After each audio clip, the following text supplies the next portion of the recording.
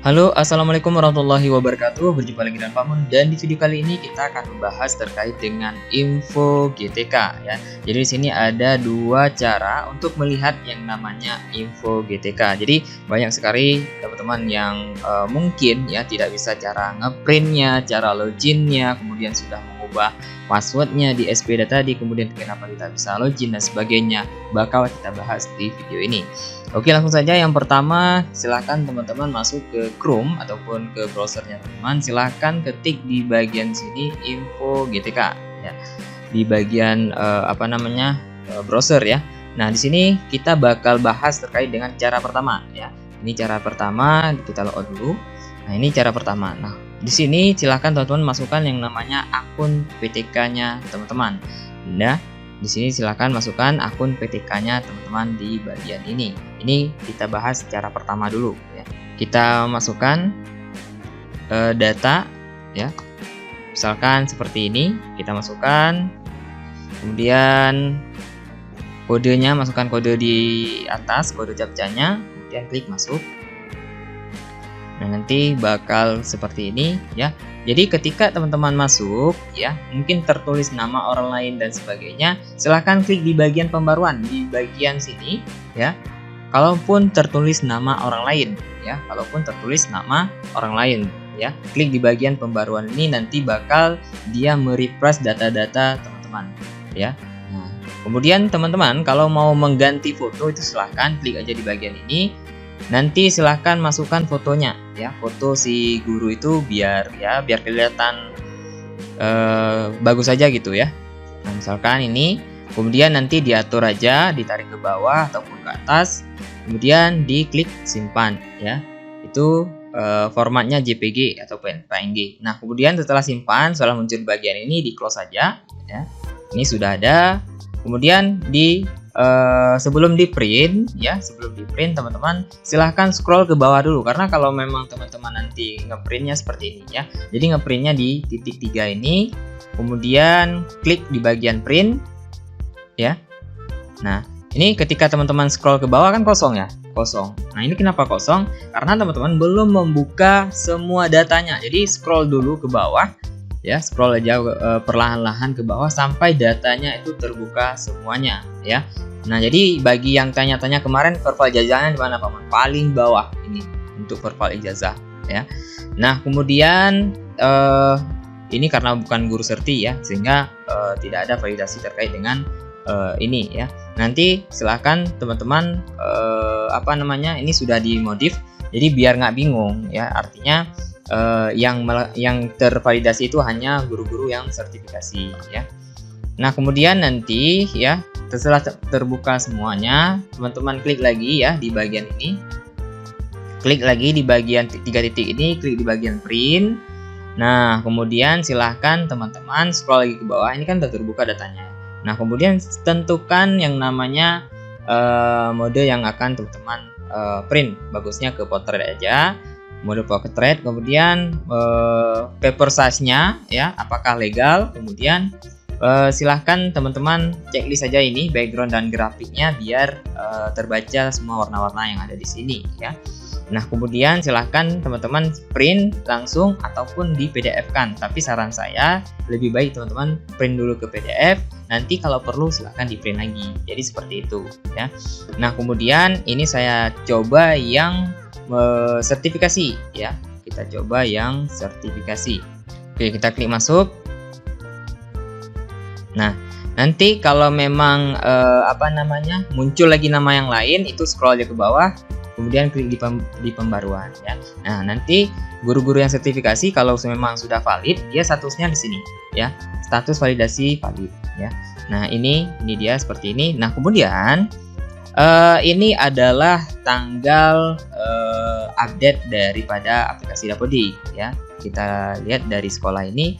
Jadi teman-teman lihat lagi di sini, di update terakhir adalah tanggal sinkronnya ya. Kemudian di bagian proses validasi ini adalah tarikan data ataupun penarikan data oleh web ataupun server info GTK-nya ya.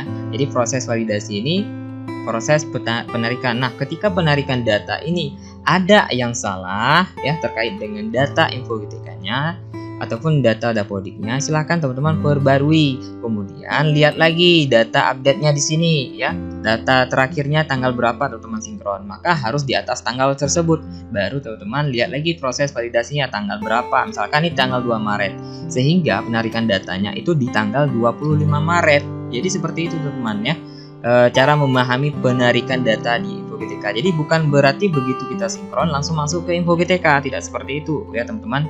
Jadi dipahami lagi di bagian ini, update data terakhirnya adalah sinkronnya teman-teman. Kemudian proses validasinya, bayangkan dari tanggal 2 Maret baru diproses validasi di tanggal 25 Maret ya. Jadi apa artinya, nggak langsung ya teman-teman.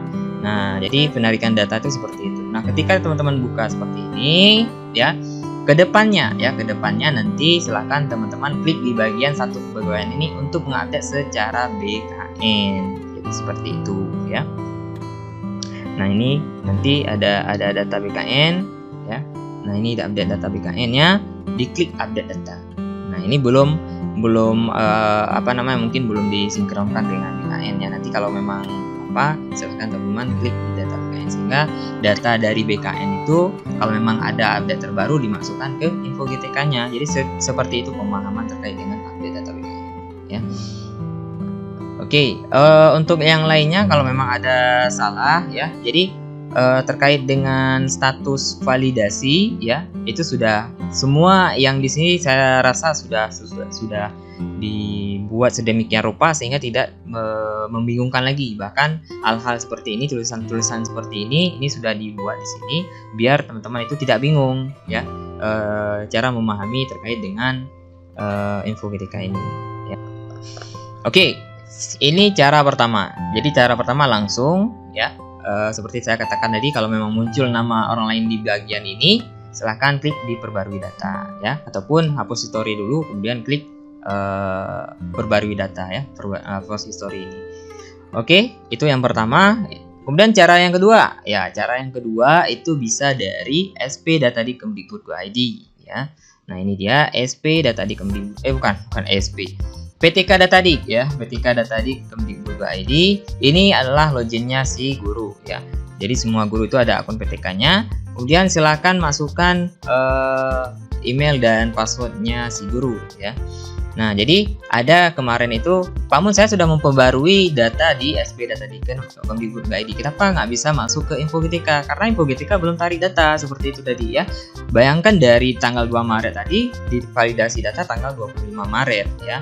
Nah, jadi cukup lama ya teman-teman. Dan kemudian silahkan teman-teman klik di bagian video data. Jadi kalau yang belum bisa masuk InfoGTK ya, itu sekali lagi saya ulangi, karena belum tarik data, artinya data password yang teman-teman ganti itu belum masuk ke InfoGTK, sehingga InfoGTK kadang-kadang nanti teman-teman tidak bisa login, tapi di PTK Datadik bisa login ya.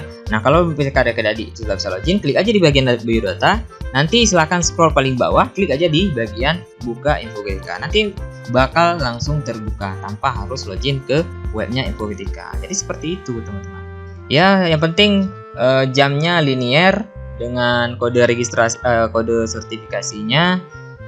Kalau yang lain silahkan nanti teman-teman komen di kolom komentar aja ya kalau ada pertanyaan yang lain. Jadi ada dua cara, yang pertama langsung di web InfoGTK, yang kedua langsung dari PTK Data di Kemdikbud.id ataupun loginnya PTK, akun PTK di Dapodiknya ya. Jadi seperti itu. Terkait dengan cara print juga sudah saya jelaskan ya. Cara print juga ada dua cara sebenarnya. Yang pertama seperti ini cara printnya. Yang pertama sudah saya katakan tadi, itu klik di bagian titik 3 di bagian samping ya. Titik 3 di bagian samping kemari ya. Nah, ini klik di bagian print ya. Silakan diatur potret, kemudian printernya, kemudian paper size-nya berapa, apakah legal ataupun A4. Kemudian nanti header dan background-nya jangan dihilangkan checklist. Kemudian klik print ya. Nah, kemudian cara yang kedua ya, silakan Ctrl P aja langsung ya. Ctrl P itu bisa teman-teman klik print. Nah, sebelum print seperti saya jelaskan tadi, scroll dulu ke bawah biar terbuka data-datanya. Setelah terbuka datanya, barulah silahkan di print. Kalau nggak, tidak akan kelihatan nanti ya data-datanya. Oke, mungkin itu yang dapat saya sampaikan di video kali ini. Mudah-mudahan ini bermanfaat bagi teman-teman semuanya. Saya Pak undur diri. Wassalamualaikum warahmatullahi wabarakatuh. Sampai jumpa di video selanjutnya. Bye-bye.